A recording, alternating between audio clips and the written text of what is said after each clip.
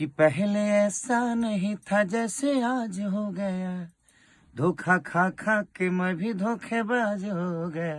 वाह वाह और भैया। हार गई नी मेहरारू से, सारा जग में जीत गया, हार गया मेहरारू से। नमस्कार प्रणाम, हम खेसारी लाल यादव। आज हम बनारस में बानी एडीआर म्यूजिक जॉन और वो लोगन के जौन गाना बहुत पसंद आइल और 8-10 दिन में शायद वो 20 मिलियन के आसपास बा। और ओकर म्यूजिक डायरेक्टर एडीआर ही हुए।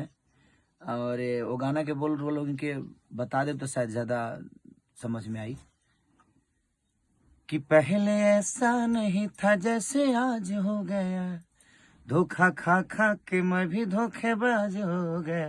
वाह वाह और भैया। हार गई नी मेहरारू से, सारा जग में जीत गया, हार गया मेहरारू से। तो इस दोनों गाने का म्यूजिक और समर के भी बहुत सारे गाने बनाए हैं इन्होंने। अभी रजा जाई ना बहरिया भी एडीआर का ही बनाया हुआ है। तो दिल से शुभकामना है मेरे तरफ से एडीआर के लिए कि हम सारे भाइयों के लिए आप ऐसे ही काम करते रहिए और ऐसे ही अपने जीवन को संगीतमय करते रहिए। Thank you, love you. नमस्कार प्रणाम, हम खेसारी लाल यादव। आज हम बनारस में बानी एडीआर म्यूजिक जॉन और वो लोगन के जौन गाना बहुत पसंद आइल और 8-10 दिन में शायद वो 20 मिलियन के आसपास बा। और ओकर म्यूजिक डायरेक्टर एडीआर ही हुए।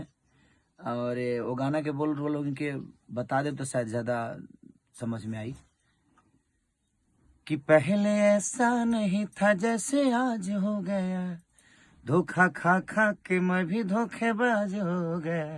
वाह वाह और भैया। हार गई नी मेहरारू से, सारा जग में जीत गया, हार गया मेहरारू से। तो इस दोनों गाने का म्यूजिक और समर के भी बहुत सारे गाने बनाए हैं इन्होंने। अभी रजा जाई ना बहरिया भी एडीआर का ही बनाया हुआ है। तो दिल से शुभकामना है मेरे तरफ से एडीआर के लिए कि हम सारे भाइयों के लिए आप ऐसे ही काम करते रहिए और ऐसे ही अपने जीवन को संगीतमय करते रहिए। Thank you, love you.